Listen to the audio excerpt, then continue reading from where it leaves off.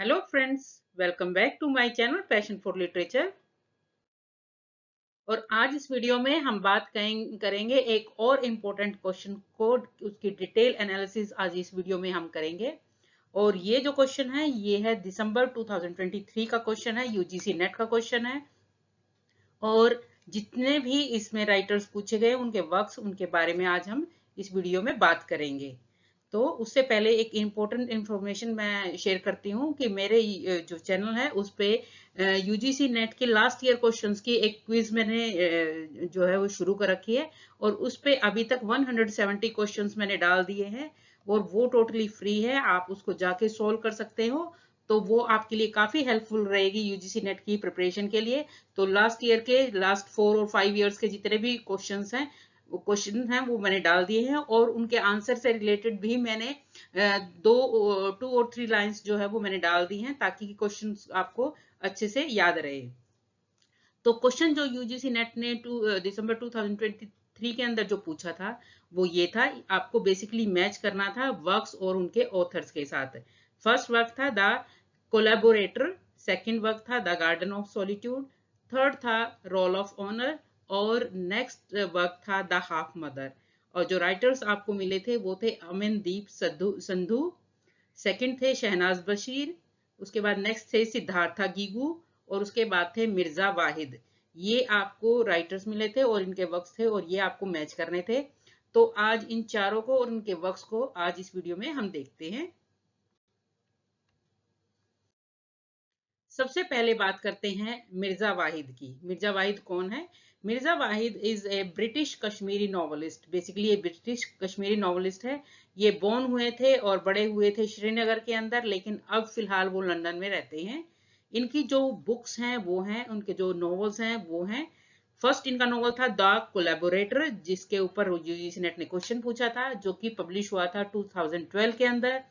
Second इनका novel था the book of gold leaves, जो कि पब्लिश हुआ था 2014 के अंदर।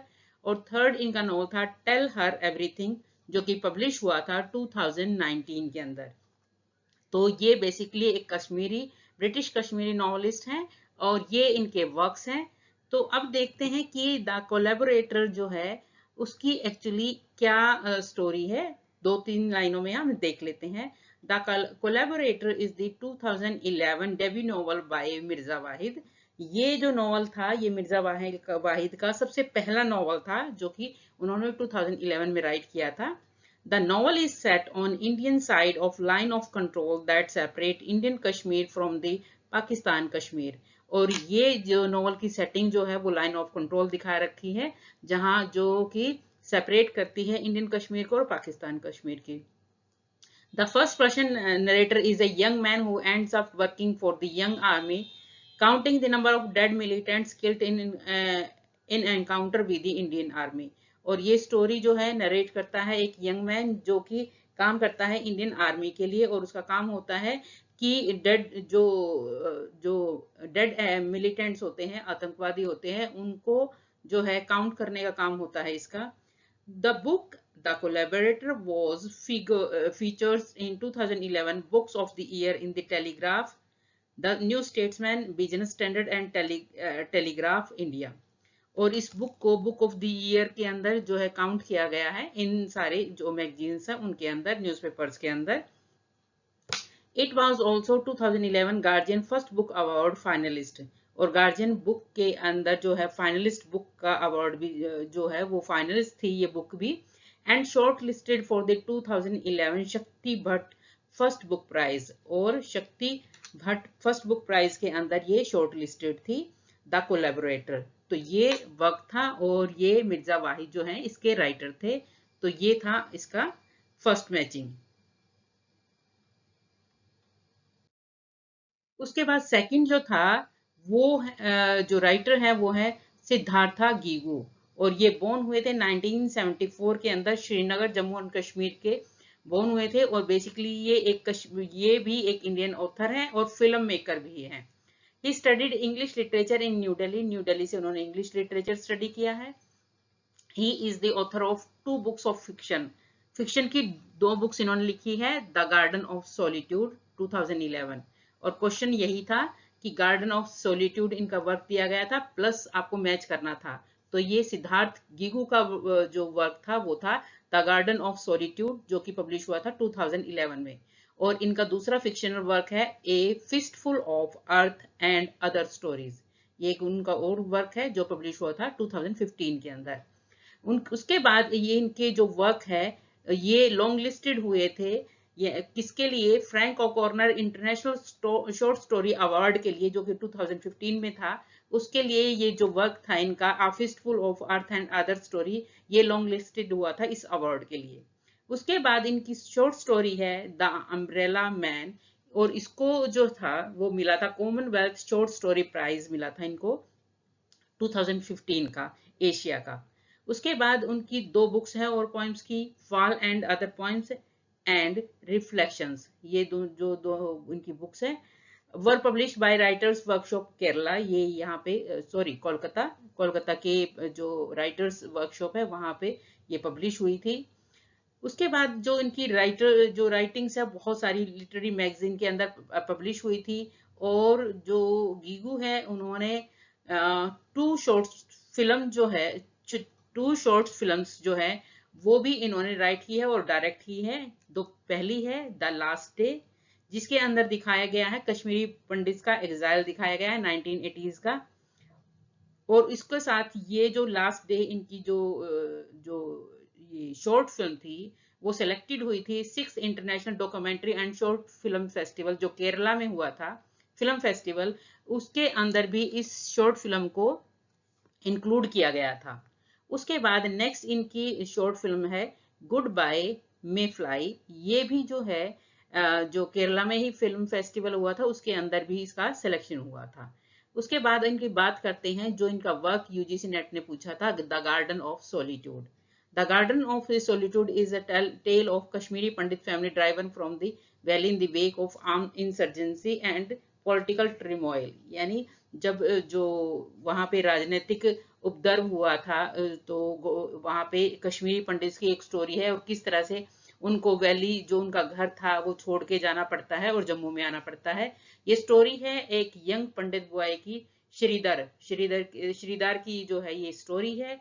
और ये सारा उनका दिखाया गया है कि कैसे वो अपना घर छोड़ के वैली में छोड़ के जम्मू में आते हैं। और उसके बाद इस पूरे वर्क में दिखाया गया है उनकी लॉनलीनेस और उनका एलिनेशन जो है वो सारा का सारा इस वर्क के अंदर दिखाया गया है। तो सेकंड जो राइटर थे वो ये थे सिद्धार्था गीगू, और इनका वर्क जो था द गार्डन ऑफ सॉलिट्यूड। यानी इन राइटर से रिलेटेड इस वीडियो के अलावा और कुछ नहीं है जो आपको पढ़ना पड़े। जो था मैंने सारा का सारा इनमें इंक्लूड कर दिया है। अगर यूजीसी नेट नेक्स्ट टाइम इनसे रिलेटेड अगर कुछ भी पूछेगी तो वो इस एक वीडियो में कवर हो जाएगा, अगर आप ये सारा कर लोगे तो। उसके बाद नेक्स्ट जो राइटर है और उसके वर्क्स जो पूछा गया था वो है शहनाज बशीर।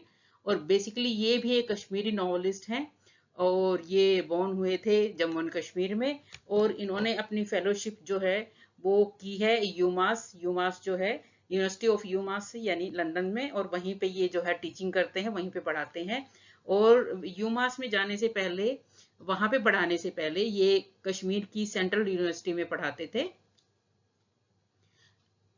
जो कश्मीर लाइफ जो एक मैगजीन है कश्मीर की वीकली मैगजीन है, उन्होंने 2016 के अंदर शहनाज बशीर के लिए एक कोटेशन यूज की थी कि शहनाज बशीर जो सबसे जम्मू एंड कश्मीर के पूरी पॉपुलेशन में जो सबसे 11th मोस्ट प्रभावशाली जो लोग हैं उनके अंदर शामिल हैं। और वो जो है शहनाज बशीर जो है साउथ एशियन के ट्रू स्टोरी अवार्ड के जूरी मेंबर भी हैं। ये ऐसा अवार्ड है जो कि दिया जाता है बर्न्स स्विट्जरलैंड के द्वारा, तो उसके लिए ये जूरी मेंबर भी हैं। उसके बाद इनकी जो बुक्स हैं वो है द हाफ मदर, जो पब्लिश हुई थी 2014 के अंदर। उसके बाद है सेकंड इनका नॉवल है स्कैटर्ड सोल्स, जो कि पब्लिश हुआ था 2016 के अंदर। और इनका आने वाला जो नॉवल है वो है द डिजीज, तो ये इनका आने वाले टाइम में आएगा। उसके बाद बात करते हैं इनके द हाफ मदर की। दो हाफ मदर है, ये इनका डेब्यू नॉवल था, सबसे पहला नॉवल था शहनाज बशीर का। और इसके अंदर जो इशू है वो दिखाया गया है कि डिसअपीयरेंस कैसे होता है कश्मीर के अंदर, यानी जो 1980s के अंदर जो कॉन्फ्लिक्ट होता था जो आर्मीज का और जो मिलिटेंट्स का, वो सारा बताया गया है। इसके जो इस बुक के अंदर पूरा दिखाया गया है, एक बहादुर औरत की स्टोरी है ये, एक मदर की, जो मदर भी है, डॉटर भी है, वीमेन भी है, और उनकी होप है, उसकी एनर्जी है, और कैसे वो अपनी सफरिंग से लड़ती है। हलीमा, हलीमा जो है वो मेन कैरेक्टर है इस नॉवल की। और इस नॉवल को जो है हाफ मदर को अवार्ड मिला था, यंग राइटर्स अवार्ड 2015 का अवार्ड भी मिला था। उसके बाद इसका मराठी ट्रांसलेशन जो आया था वो 2017 में आया था। इसका तेलुगु ट्रांसलेशन आया था 2022 में। और इसका फ्रेंच जो ट्रांसलेशन था वो था ला मेरे और फेल लाइन, ये इसका फ्रेंच ट्रांसलेशन था जो कि पेरिस में किया गया था। और ये जो पब्लिश किया था, एडिशन जो था वो था डू रोशर, इसने जो है पब्लिश किया था। उसके बाद है इनका जो हाफ मदर है, वो सबसे पहला नॉवल है किसी भी कश्मीरी का जो कि ट्रांसलेट किया गया है किसी भी फॉरेन लैंग्वेज में, यानी किसी यूरोपियन लैंग्वेज में ट्रांसलेट किया हुआ पहला कश्मीरी नॉवल है द हाफ मदर। तो ये सबसे इम्पोर्टेंट पॉइंट है। और ये शहनाज बशीर और ये इनसे रिलेटेड इनके वर्क्स हैं। नेक्स्ट इंपॉर्टेंट राइटर जो पूछा गया था ये नेट में, वो था अमनदीप संधू, और ये बोर्न हुए थे 1973 के अंदर। ये बेसिकली एक पंजाबी राइटर है और जर्नलिस्ट है, और वो इंग्लिश में लिखते हैं। इनका जो वर्क था वो यूजीसी नेट ने जो पूछा था वो था रोल ऑफ ऑनर, और इस रोल ऑफ ऑनर को नॉमिनेट भी हुआ था ये हिंदू लिटरेरी प्राइज के लिए बेस्ट फिक्शन का 2013 के अंदर। संधू जो है बोर्न हुए थे सिख फैमिली के अंदर, उड़ीसा के अंदर 1973 में। उन्होंने अपने मास्टर्स किया इंग्लिश लिटरेचर में, और उसके बाद यूनिवर्सिटी ऑफ हैदराबाद में। उसके बाद इन्होंने जर्नलिज्म किया एशियन स्कूल ऑफ जर्नलिज्म से। उसके बाद इनका 2021 के अंदर इनको होमी भाभा फेलोशिप मिली 2022 और 4 के लिए। उसके बाद उनके जो जर्नलिज्म है वो कारवां और द हिंदुस्तान टाइम्स में भी आते हैं। और इनके जो वर्क हैं वो है सेपिया लीव्स, जो कि पब्लिश हुआ था 2008 के अंदर। सेकंड इनका नोवेल है जो कि यूजीसी नेट ने पूछा था, रोल ऑफ नोवेल, वो पब्लिश हुआ था 2012 के अंदर। उसके बाद है Punjab journeys through fault lines 2019। Bravado to fear to abandonment 2020 के अंदर पब्लिश हुआ था। तो ये इनके वर्क्स हैं जो पब्लिश हो चुके हैं अभी तक। हम बात करते हैं रोल ऑफ ऑनर।